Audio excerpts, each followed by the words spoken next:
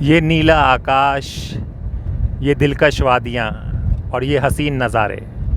जी हाँ, हम कहीं विदेश में नहीं, हम देवभूमि, भारत की देवभूमि उत्तराखंड में हैं। और जैसा हमने कहा था कि हम यहाँ से आपको कुछ बातें बताएंगे, कुछ कहानियाँ बताएंगे और इस कहानियों में कौन कौन से किरदार होंगे, ये सब से हम आपकी मुलाकात कराएंगे।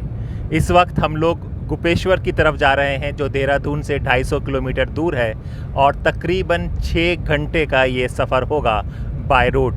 और इस सड़क पर, इस सफ़र पर हमें कौन कौन लोग मिलेंगे, क्या क्या बातें होंगी, इन सब के बारे में हम आपको बताते रहेंगे।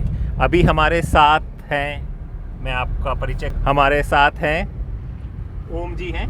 ओम जी पेशे से अध्यापक हैं, टीचर हैं, तो ये उत्तराखंड के सारे सिलेबस जानते हैं, भले ही वो सिलेबस बदल चुके हों या नए सिलेबस डाले हों, तो उत्तराखंड के बारे में इनसे अच्छा कोई नहीं जानता है। और पीछे हमारे साथ हमने आपको मिलवाया था निर्देशक जगत जी हैं, जिनकी फ़िल्म के लिए सिलसिले में ही हम लोग जा रहे हैं। तो ओम जी, कुछ गोपेश्वर के बारे में बताइए, कुछ इतिहास और कुछ। सर, गोपेश्वर हमारा उत्तराखंड जो देवभूमि आपने कहा है, उसी में से हमारे यहाँ पर भगवान गोपीनाथ जी का एक प्रसिद्ध मंदिर है। और जो उत्तराखंड के मंदिर हैं, जैसे केदारनाथ, बद्रीनाथ आदि, इन सभी मंदिरों में हाइट में नंबर 2 पे और लगभग 8वीं सदी का ये मंदिर, और उसी से एक पहचान है हमारे गोपेश्वर की। और इसके अलावा जो हसीन वादियाँ हैं, जो पहाड़ियों के जिस तरह से लोग हैं, जो कल्चर है, जो संस्कृति है, वो अपने आप में बहुत शानदार और सहेजने लायक है। तो इस यात्रा पे हम सब, जगत भाई जी और आप, एक साथ चल रहे हैं और इसका लुत्फ़ लेते हैं गोपेश्वर पहुँच के। जी हाँ, जैसे देवभूमि है, कई मंदिर हैं, तो मंदिरों का अपना इतिहास है, वो सब हमको बताएंगे। पीछे जगत जी हैं, जगत जी गोपेश्वर चमोली ज़िले से ही हैं और इनके नाना जी काफ़ी प्रसिद्ध व्यक्ति थे, काफ़ी थे, तो उनके बारे में भी जानते हैं। फिर जी, कुछ अपने नाना जी के बारे में बताइए। उनके पहला प्रेस था, हमने सुना था।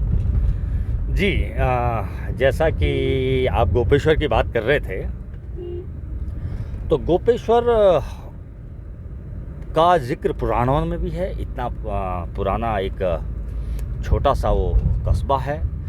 गोपीनाथ शंकर भगवान का एक मंदिर है जिसका नाम गोपीनाथ भगवान है, यानी इनके वो कृष्ण वाले गोपी नहीं, ग्वाल बाल वाले गोप भगवान कहते हैं। और कोई कहते हैं कि वो गुप्त शिवलिंग था, इसलिए उसको गोपनाथ से वो बदल करके गोपीनाथ हो गया है।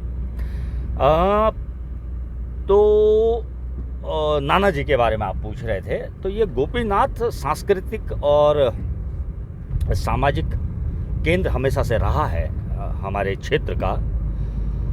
आज़ादी के बाद, क्योंकि मेरे नाना जी फ्रीडम फाइटर थे और वो कई अंग्रेज़ों के साथ, यानी कि ब्रिटिश गवर्नमेंट में बहुत सारे पदों पर भी क्लास 1, क्लास 2 ऑफिसर के तौर पर काम करते रहे।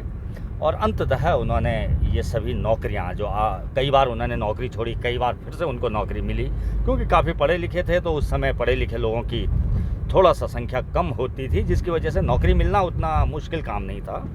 लेकिन वो आखिरकार पूरी तरह से अपनी जो सरकारी सेवा है उसको त्याग करके और आज़ादी की लड़ाई में उतर गए। और उसके लिए उन्होंने जो हथियार चुना, वो चुना उन्होंने लिखने का, यानी कि पत्रकारिता का। तो इलाहाबाद में उन्होंने कुछ पत्रिकाओं के साथ वो जुड़े रहे। उसके बाद वो आ गए अपने उत्तराखंड में, तो ऋषिकेश से भी उस समय आंदोलन को लेकर के या यहाँ स्थानीय समस्याओं को लेकर के बहुत सारी पत्रिकाएं निकलने लग गई थी। साप्ताहिक उस समय न्यूज़ पत्र होते थे जो लोकल होते थे, तो उनके लिए उन्होंने लिखा। और फिर वो पहुंच गए अपने जन्म स्थान, जो कि था गोपेश्वर, जहाँ की अभी हम जा रहे हैं, जहाँ का ये सुहाना सफ़र हम तय कर रहे हैं। तो गोपेश्वर में उन्होंने पहली प्रिंटिंग प्रेस स्थापित की। टेडल मशीन होती थी उस समय, मतलब पूरा सब काम जो हाथ से होता है। तो प्रिंटिंग प्रेस उन्होंने स्थापित की, जिसका नाम उन्होंने अपने पिता के नाम पर केशव प्रिंटिंग प्रेस रखा।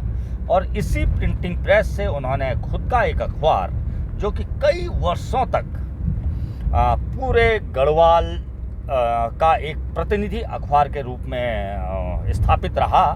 अखबार का नाम था, उस न्यूज़ पत्र का नाम था, ये साप्ताहिक न्यूज़ पत्र था, उत्तराखंड ऑब्जर्वर।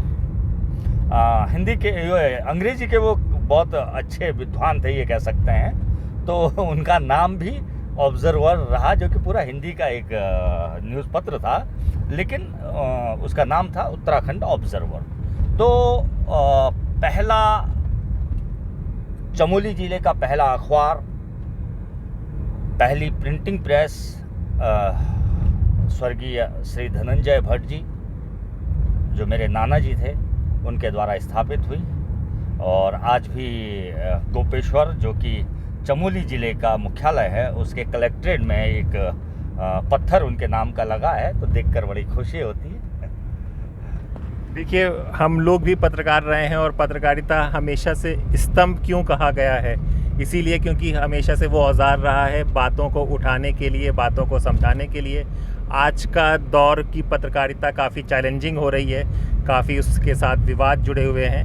हम इन सब की भी बात करेंगे, क्योंकि हम देवभूमि में हैं, चमोली ज़िले के गोपेश्वर की तरफ जा रहे हैं। तो इस सफ़र में जो हमें हम सफ़र हमारा बनता रहेगा, उन सब को हम आपसे मुलाकात करा देंगे। पहले ये शूटिंग का प्रोसेस काफ़ी लंबा और मुश्किल सा होता था। मेरा कई सफ़र रहा है यहाँ पर, लेकिन पूरी यूनिट आती थी, पूरे लोग आते थे, तो बनाना जाना चीज़ों का काफ़ी खर्चीला होता था।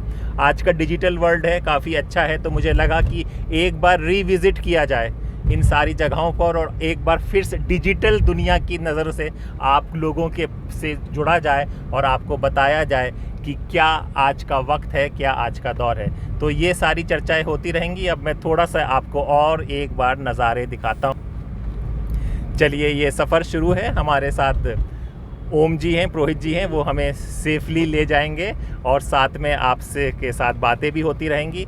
तो अगली खबर के लिए हमें विदा दीजिए और इन नज़ारों के साथ आप लुत्फ़ फिर से उठाइए। कहते हैं ठंडो रे ठंडो, मेरे पहाड़ की हवा ठंडी, पानी ही ठंडो। तो सब कुछ आपको हम लोग दिखाने का प्रयास करेंगे। और